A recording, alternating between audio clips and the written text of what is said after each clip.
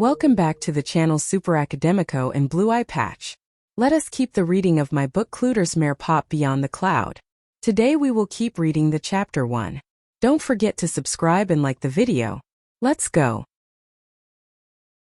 Continuing chapter 1. A blog and a summer love. He knew the geographic and socio-economic information about the South region very well. I even asked if he was from there. Since there was no identifiable accent from any part of the country on him. I still didn't know why that happened to him. Now I know. So during that week we were able to get to know each other a bit better, both of us and the rest of the team too. But very focused on the content of the work. Our school was very demanding about the students' performance, so we always dedicated ourselves a lot. Anyway, we had already created a small loop, beyond the exchanges of looks, that was about to become stronger. Everything because of my blog.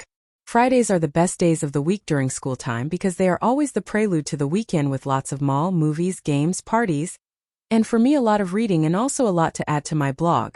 Besides, on that particular Friday there was something more fascinating still going on in the class. Marcos had already gotten in with some of the boys in the room, so he was more at ease and the air of mystery had faded a little. The group work during the week before had helped and the exchanges of looks with me became more familiar. A curiosity on that day was that a news story about electrical disturbances appeared throughout the city in the previous weeks. I personally had not realized, after all the blackouts of energy always happened at dawn and I was already asleep. However, I had heard my parents say something about it, and on this last night there had been very intense events in some parts of the city. Even the colleagues were commenting on. From light bulbs exploding out of nowhere to sudden blackouts and overloads in some houses. They had not discovered the possible cause of the disturbances, but it seems to have generated a kind of general concern in part of the town's population.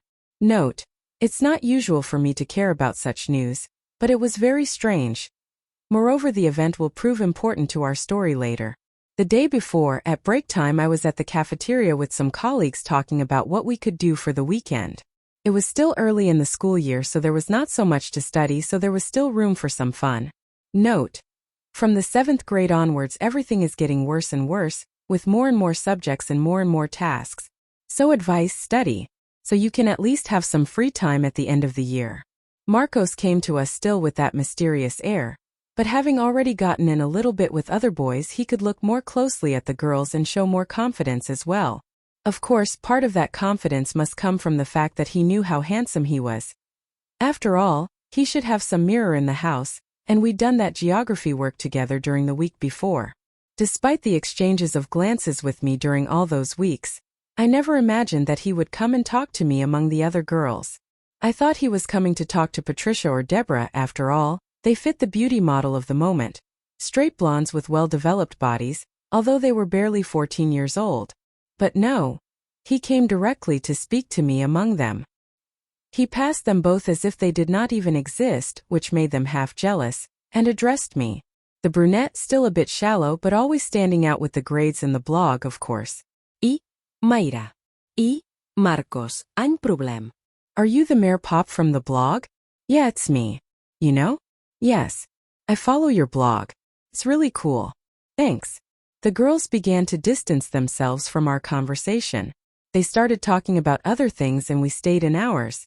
He said he was a movie fan and that he was very fond of my critics, who were very different from professional critics who always said standard things and did not know how to speak to younger audiences who like to identify with movies, sagas and characters in a more personal way. I was also suspicious that he could have changed schools because he was interested in my posts about our events. But it was too much pretense. I thought so. My intention was to involve my classmates with things I considered interesting. Study groups, leisure tips, reviews of movies and books, class summaries and photos galleries. It started to expand when I noticed that it had about 1,000 views a day. From diverse origins and locations, I noticed that subjects were of much greater interest than to my classmates, especially the reviews of fashion films. I remember that the movie review I had most views, and exploded from comments was Harry Potter and the Goblet of Fire. I think the atmosphere of adolescent dating in the midst of the Tri-Wizard tournament captivated hearts, and it was in this aspect that I concentrated. The courtship. Note: Robert Pattinson, the actor who played the role of Edward the Vampire in Twilight, is also in this Harry Potter episode. He is the wizard who dies at the end of the movie.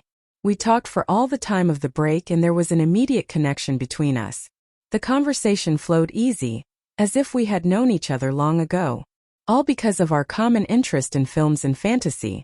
At one point I found it strange that he seemed to know so much about me, but I remembered that in my blog there was a lot of expression of myself. I always ended up making connections between the commented movies and my life or colleagues.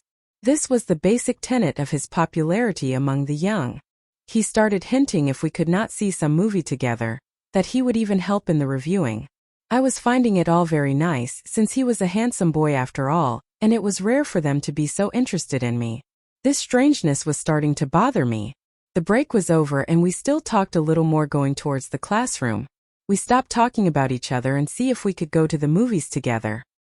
He did not insist, but he wanted to make it clear that he insisted on going with me. Still feeling on the top of myself, I sat down under the curious glances of my closest classmates. Leaving school later I could see Marcos helping a lady carry shopping bags around. It was a simple act, but it showed how much he seemed to be someone with attention and care for others. Much of my suspicions have lost strength, because among my current classmates I had never seen anyone help strangers in the street, especially the elderly. It was as if Marcos had come out from a different age or a different country. My cell phone started buzzing. Until the beginning of the night my cell phone was always accusing new text messages or missed calls. Most of them girls wondering what went on and what was still going to go with Marcos. In most of the answers I gave only evasive, for he did not even know what he could really ask. To my closest friends I showed that I really liked the attention he gave me, but that I was afraid of that whole interest having some obscure motive. I hope you have enjoyed this reading. Don't forget to subscribe to both channels and like and share the video. Bye.